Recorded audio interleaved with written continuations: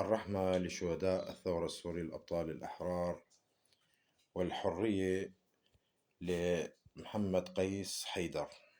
بس اللي ضايقني في الموضوع أنا مو قضية الاختطاف فقط، قضية بعض تجار الإنسانية، التباكي والدعوات، ما بعرف شو. وين كانت إنسانيتكم وقت اللي الأطفال من عمر محمد حيدر، آلاف الأطفال في إدلب ماتوا بالقصف؟ وين كانت إنسانيتكم وقت الأطفال مثل محمد حيدر بعمر الورد ماتوا بالكيماوي بالغوطة وبخان شيخون؟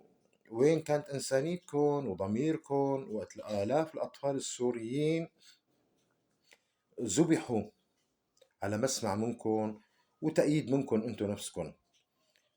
آه خلينا نترك الدولة تقوم بواجبها، وبالأخير بدي يطلع اللي خاطبه لمحمد حيدر دود الخل منه فيه، وبطلب من الدولة أي إنسان بغيب عن دوامه بسبب هيك دعوات يفصل من دوامه فورا، يفصل من العمل فورا.